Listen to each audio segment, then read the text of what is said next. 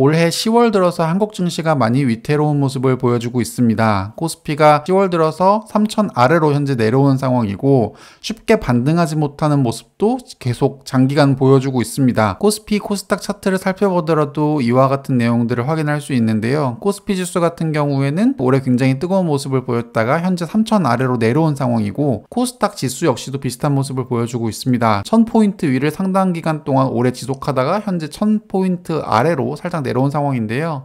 어떻게 보면 굉장히 매력적인 매수 포인트다라고 생각할 수 있기 때문에 현재 코스피 지수가 2950인선에서 개인은 현재 매수세를 그리고 외국인과 기관은 매도세를 현재 유지를 하고 있습니다. 하지만 제 생각은 많은 분들이 현재 물려서 매수도 매도도 못하는 상황이시지 않을까라고 생각을 하고 있습니다. 그래서 이번 영상에서 다루려고 하는 내용은요. 현재 코스피 지수가 3000을 깨고 2950대로 내려온 상황에서 주요 증권사들이 판단하고 있는 코스피 지수의 바닥은 어느 정도인지를 같이 살펴보면서 우리가 이 현재 주가 상황을 어떻게 대응해야 될지 같이 한번 생각해보는 시간을 갖도록 하겠습니다. 먼저 돌아가서 코스피 지수가 현재 이런 모습을 보여주고 있는데 지금과 굉장히 유사한 사례를 살펴보자면 바로 이 지점이었죠. 2008년 금융위기가 있었습니다. 2008년 금융위기 역시 굉장히 좋았었던 주가가 2008년 금융위기로 지수가 굉장히 급락했지만 그 이후에 빠르게 반등하는 모습을 보여줬었던 사례가 있었고요. 이번에도 마찬가지로 글로벌 금융위기처럼 코로나라고 하는 바이러스가 전 세계를 강타했고 2008년과 굉장히 흡사한 모습으로 전 저점을 훌쩍 뛰어넘는 모습을 보여줬습니다. 2008년 금융위기와 현재 코로나 바이러스가 전 세계 금융시장에 비슷한 악영향을 끼쳤다라고 생각을 한다면 2008년에 있었던 조정폭과 현재 조정폭은 비슷할 수도 있지 않을까 그렇게 생각해 볼 수도 있는데요. 이 점은 KB증권의 최근 나온 레포트를 보면 우리가 자세하게 살펴볼 수 있습니다.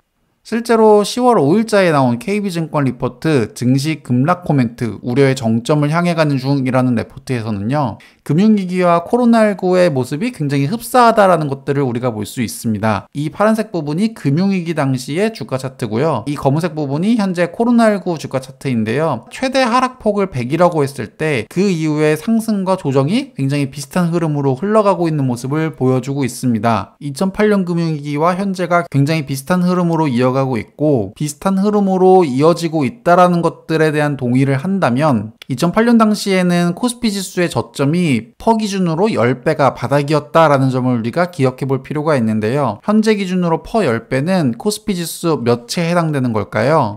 관련 레포트를 살펴보면 금융위기 때의 저점과 코로나19 때의 저점은 굉장히 비슷한 흐름을 가져가고 있습니다. 왜냐면은 아까 우리가 살펴본 것처럼 반등폭이 유사했기 때문인데요. 아까 우리가 살펴본 것처럼 2008년 글로벌 금융위기 때 퍼 10배를 바닥으로 가늠했었다라는 것들을 상기해 본다면 현재 시점에서는 코스피 지수 2900이 바로 그 퍼 10배에 해당한다라고 우리가 생각할 수 있겠습니다. 따라서 코스피 지수가 2900을 깨고 내려왔을 때 매수 대응하는 것을 제한한다라고 현재 KB증권에서는 얘기를 하고 있고요. 제가 영상을 촬영하고 있는 기준으로 현재 코스피 지수가 2950이다 보니까 현재 시점에서 물타기용 추가 매수를 하는 것들은 어떻게 보면 위험할 수도 있다라고 현재 얘기를 하고 있다라는 점이죠. 그리고 KB증권에서는 현재 코스피 지수가 3000을 깨고 내려와서 현재까지 지지부진한 모습을 보여주고 있는 이유를 두 가지로 제시를 하고 있는데요. 그 두 가지 이슈가 모두 해결되면 충분히 2900 이상에서라도 슈팅이 나올 수 있다라고도 얘기를 하고 있는데 그 두 가지 이슈가 뭔지를 살펴보면 첫 번째는 최근에 많이 얘기가 되고 있는 미국의 디폴트 이슈입니다. 이 내용이 뭔지 조금 더 자세하게 살펴보면요. 우리가 코로나19로 인해서 미국이 굉장히 유동성을 급하게 늘렸다라고 하는 것들은 많은 분들이 이미 알고 계실 텐데요. 코로나19로 인해서 재무부의 현금 잔고가 굉장히 가파르게 늘었었던 올해 초와 대비했을 때 현재 꾸준하게 자금을 집행함으로 인해서 현금 잔고가 많이 내려온 상황입니다. 문제는 뭐냐면 이제부터 써야 할 자금 역시 만만치 않다라는 점인데요. 제가 영상을 촬영하고 있는 오늘 기준으로도 약 한 달 반 동안 정말 많은 그리고 정말 넓은 범위의 자금 집행이 이루어져야 된다는 점인데요. 이런 자금 집행을 하기에는 현재 현금 잔고가 굉장히 부족한 상황이다라고 하는 점이죠.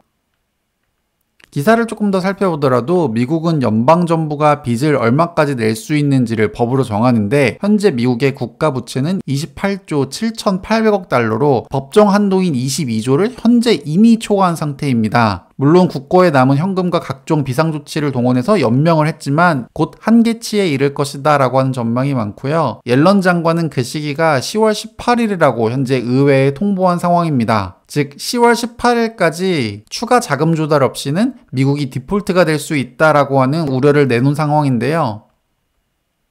옐런 장관이 말했었던 18일 이후에 현금 유입과 유출을 살펴보면 유입보다는 유출이 압도적으로 많은 상황, 그래서 18일 이후로는 현금 부족액이 가파르게 증가한다는 것들을 우리가 살펴볼 수 있습니다. 실제로 미국이 디폴트 될 수도 있다라고 하는 이런 우려가 계속 커짐에 따라서 시장이 우리나라뿐만 아니라 미국 시장 역시도 큰 타격을 받았었는데요. 하지만 이런 이슈는 결국 해결될 수밖에 없다라고 많은 전문가들이 얘기를 하고 있습니다. 현재 미국의 부채 한도 협상과 관련해서 민주당과 공화당이 현재 치킨 게임을 하고 있다라고 이 사진을 통해서 비유를 하고 있는데, 민주당과 공화당이 부채 한도 협상에 실패할 경우 미국은 사상 초유의 디폴트를 경험하게 될 것이지만 2022년 중간 선거를 생각하면 어느 당도 책임을 지고 싶지 않을 것이다. 이는 즉 협상을 할 수밖에 없는 현실을 의미한다 라고 합니다. 실제로 10월 7일자 기사를 살펴보면 공화당이 단기 부채 한도 유예안을 제시함에 따라서 미국이 디폴트 위기를 벗어날 가능성이 현재 높아지고 있는 상황이죠. 실제로 나스닥 지수를 살펴보더라도, 그리고 S&P 500 지수를 살펴보더라도 미국의 디폴트 이슈로 인해서 주가가 최근 많이 부진한 모습을 보였지만, 방금 우리가 확인했던 그 기사, 미국의 부채 한도가 늘어날 수 있다라고 하는 그런 기사가 최근에 나옴에 따라서 어느 정도 반등하고 있는 모습을 보여주고 있는데요. 물론 이 문제가 아직 완벽하게 해결된 것은 아니다라고 하는 점을 생각해 본다면 한동안 우리나라를 포함한 신흥국 증시에는 어느 정도 악영향이 지속적으로 있을 수밖에 없다라고 우리가 생각할 수 있겠습니다. 따라서 이 문제가 완벽하게 종료된다면 그때 한국 증시도 다시 한번 슈팅을 기대할 수 있는 타이밍이 오지 않을까라고 생각할 수 있는 거겠죠. 또 다른 이슈는 최근에 중국의 부양책 발표 가능성이 높아지고 있다는 점인데요. 지금 보시는 차트의 이 파란색 부분은 차이나 크레딧 임펄스라고 해서 중국의 통화 유동성을 나타내는 대표적인 차트 중에 하나라고 우리가 볼 수 있습니다. 눈에 띄는 점은 통화량이 감소했을 때 중국은 지급 준비율을 늘림으로 인해서 이 통화 상승량을 끌어올리는, 그러니까 주가 및 경기를 부양했었던 사례가 여러 번 반복되고 있는데요. 2011년과 12년에도 통화량이 떨어지자 지준율을 내리면서 경기 부양을 시도했었던 사례가 있고요. 2015년과 16년에도 통화량이 최근에 떨어지자 지급 준비율을 내림으로 인해서 경기 부양을 했었던 사례가 있습니다. 그리고 가장 최근이 2018년부터 20년까지 마찬가지로 통화량이 그 이전에 떨어지자 지급 준비율을 내리면서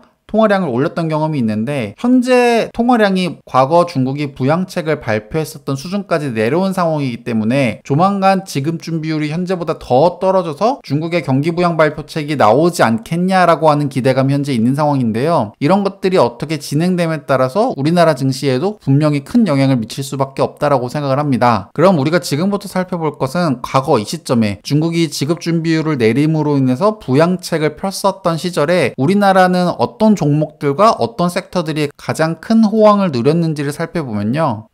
2011년과 12년에는 화장품, 전자기계, 의약제품, 음료 및 담배가 14년과 15년에도 반복되는 모습을 보여주고 있습니다. 화장품과 음료, 담배, 의약제품이 이때 당시에 많은 수혜를 받았다는 점을 우리가 생각해 볼 수 있고요. 가장 최근이었었던 18년부터 19년에도 비슷한 모습을 보여주고 있습니다. 화장품과 음료, 담배, 의약제품이 상대적으로 이 시기에 많은 수혜를 받았다는 점도 우리가 사전에 체크해보면 좋은 기회가 될 수 있을 것이다 라고 생각을 합니다.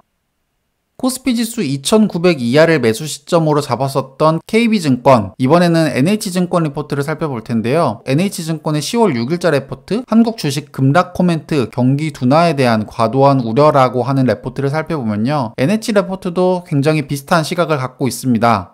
현재 지속되고 있는 한국 증시의 부담은 미국 부채 한도 협상과 관련된 불확실성과 중국의 전력난에 따른 경기 둔화 우려 등의 기존의 악재가 지속되고 있기 때문이다라고 판단을 하고 있고요. 하지만 이는 미국 부채 한도 협상 같은 경우에는 어떤 형태로든 결국에 해결될 공산이 크다라고 판단을 하고 있다라는 점 역시 KB증권과 의견을 같이 하고 있다라고 우리가 생각할 수 있습니다. 마찬가지로 NH증권 역시도 단기 기술 저점으로는 2940포인트를, 그리고 연말까지는 2800 초반 1000원까지 내려올 수 있다라고 현재 보고 있는데요. 즉 좀 공격적으로 잡는다면 지금부터 매수를, 그리고 조금 보수적으로 본다면 2800까지 내려올 수 있다라는 가정을 해서 현재는 현금을 보유하는 게 좋다라고 하는 의견을 현재 제시하고 있는 상황이다라고 볼 수 있겠죠. 그러니까 KB도 그렇고 NH투자증권도 그렇고 지금 뭔가 적극적으로 물타기보다는 현재는 현금 비중을 늘리는 것을 추천을 하고 있습니다. 대신증권 레포트도 비슷한 모습을 보여주고 있는데요. 10월달 레포트를 살펴보면 현재는 수비에 집중해야 할 때 공격 전환은 시간이 필요하다라고 하는 내용을 전하면서 현재 부진한 상황이 앞으로 크게 변하지 않을 것이다 라고 하는 가능성을 언급하면서 당분간은 수익률을 극대화하기보다는 리스크 관리에 집중해야 할 시기다 라고 언급을 하고 있습니다. 사실 이와 같은 의견은 저도 전적으로 현재 동의를 하고 있는 상황인데요. 저 역시도 현재 주가가 많이 내려왔다라고 해서 지금 단계에서 물을 타기보다는 조금은 기다리고 현금 비중을 늘리는 전략을 취하고 있습니다. 제 영상을 꾸준히 오래 보신 분들은 제가 여태까지 추천드렸던 종목들은 거의 전부 다 대형주였다라고 하는 것들을 기억하실 텐데요. 대형주에 투자하면 확실히 이런 상황에서 많은 위안이 되긴 합니다. 흔들리는 상황에서 다른 종목 대비해서는 더 두려움 없이 추가 매수로 인해서 평단가를 낮춰도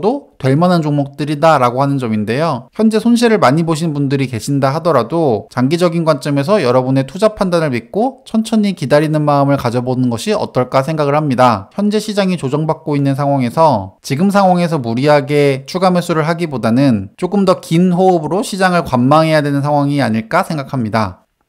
이번 영상이 여러분의 많은 도움이 되었으면 좋겠습니다. 지금까지 시청해주셔서 대단히 감사합니다.